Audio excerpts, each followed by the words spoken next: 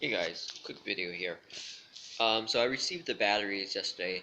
The funny thing was that it was actually raining yesterday, and I was at work, and I was like, I really hope that they're not gonna leave the package outside because obviously rain, batteries, blah blah. I don't want them to get rained on. But it was actually outside. But I think the box itself held up pretty well in the rain, so it doesn't look like there's any problems. So this is one of the batteries right here. Uh, So there's two cells in here that makes up the module. So and we can just take a quick look. I was just curious. I just want to take a look at how much tab. So this is how much tab. So there's enough on that one. It's quite enough on that one too. So the way I'm gonna do this is that right now this is the positive end. So there's two positive, negative, negative to make the cell. What I'm going to do is I'm going to reverse it so that it's reverse one of them. So it's positive, negative, positive, and those, the negative and positive, I'll join together with rivets or with bolts. And then the other side, you can imagine that there will be another another cell here. And here it will be so positive, negative, positive, right? Negative, and then another positive here, and another um, negative, positive, negative. So basically, it'll be four cells in total for one module. And let's actually right now let's. So here's the prop. Here's another consideration too. Let's see. Let's just see how this fits inside. It fits pretty well. Take a look. See, not too bad. So well, it's gonna be four of them. So that's one right there. And then so I'm gonna have to stagger them. I don't think there's any way four can fit. Yeah, see, you go like this. I'm not gonna do all four because I can't do it. Maybe it will. It's close. Well, four, definitely two will fit, and I might have to. What I'm aiming stagger is like two here. That makes one module, and then two here. That makes another module. And I am gonna put it on the top tube, the other four. The reason why is the batteries need to be close together. I can't have like one over here or one. Maybe I could have one down. I actually don't feel comfortable doing this because I think there's gonna be a lot of rock strikes on it, and I'd rather not do that.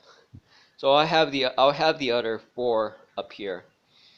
Um, anyway, the problem is not the problem. The consideration is so this bike is kind of toast. I don't even feel like turning it on. So I'm not sure what happened to those packs. Why it caused one of them to explode. Um, probably because there's some movement. I suspect, I hope that was because there was movement in those packs, and then one of the wires are rubbed off, and it shorted out that pack, and then it caught on fire. That's what I hope.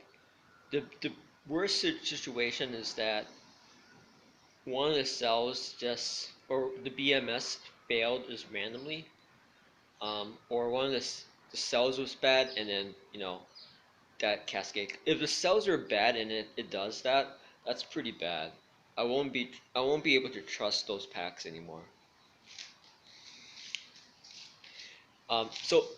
Which comes to the consideration, what I could do theoretically is I could actually put these batteries in there, um, because the Cyclone is a 36 has a 36 to 72 volt controller. So I could theoretically do that and have a bike pretty much built like within a week, right? Once I get the BMS and everything wired up. I could do that, but the problem with doing that is that this bike has pretty bad brakes, and I actually love riding this bike. And one of the things I do with this bike, obviously there's three bikes here, so there's a road bike here too. I do like to do a lot of road biking, just help my fitness and stuff and whatnot, and like strength. So one of the things I actually like to do as kind of like a FTP, almost like a functional threshold power or functional power test. Sustain. Let's just get FSP, a functional sustained power test, because I like to get on the fat tire bike and then ride the bike around my cul-de-sac, which is 1 mile, with absolutely no hands. Um, so what that forces me in different gears, what that forces me to do is I need to have a sustained power in order to keep myself from falling over on the bike. It's really easy to have no hands on a fat tire bike. Now, obviously, because the tires are fat, it's easier to stay up. Um, but I just want to take this battery real quick. I just want to see how it fits. Yeah, it definitely fits in there. I'm not sure if I can get 4 of them.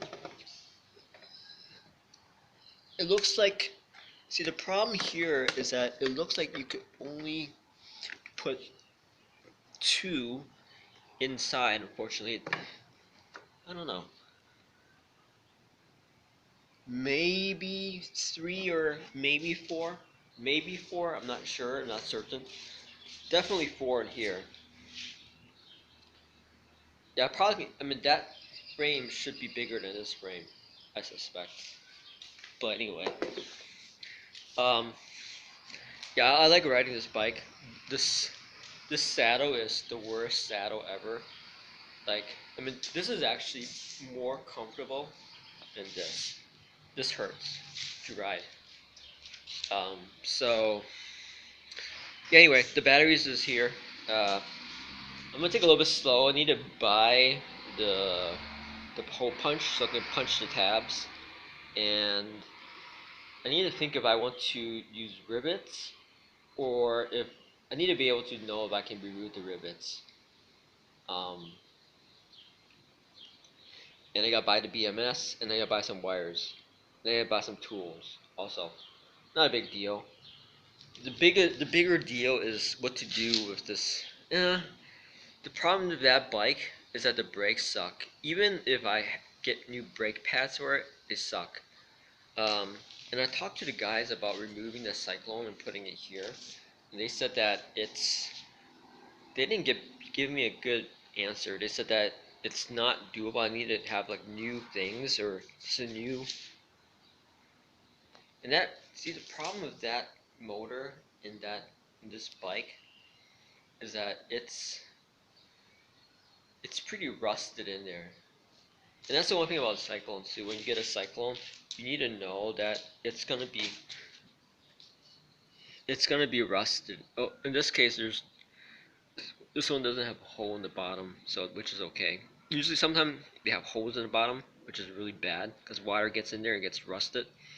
But your cyclone is gonna rust. Uh, these threads here are gonna rust if you have the cyclone. So I guess you could say the same about this as well. But yeah, these wheels look really nice. I just don't like to have the mid drive or. And the other thing about the hub motor is that it's much more expensive than the mid drive because it's coming from China. So I have to pay for pretty expensive shipping for it to get here, and also it'll take a little while to get here. So I might just put another cyclone on this bike. But first things first is I need to get this battery going. I need to make sure you know, I know what I'm doing. I don't burn down the house. So yeah, and this is the fully enclosed one. So there's an enclosure here, and supposedly this is easy to just pop out, which I'll probably do. And this enclosure, I think I still can. So what I might do is I might just put one of the enclosures in here, and then the other one here doesn't have enclosure, so I can get the tabs closer. Or if possible, I'll just put it side, no, one on top of the other. And it also has like these uh, holes right here in this plastic casing, so that you can stack them on top of each other. But I might not actually stack them on top of each other because I might need to stagger them here. Um, we'll see. Well, no. Because these are each module that I'm making, 14.4 volts, is two of these. So I do have to stack them together. So I'll just use that to use bolts and not to stack them together like that. Anyway, that's the update. The batteries are here. Uh, in total, the raw batteries, not including the BMS, cost me 380 or 3.4 kilowatt hours. Let's just round that off. Let's just say at $100 per kilowatt hour. That's not bad. That's not bad, guys.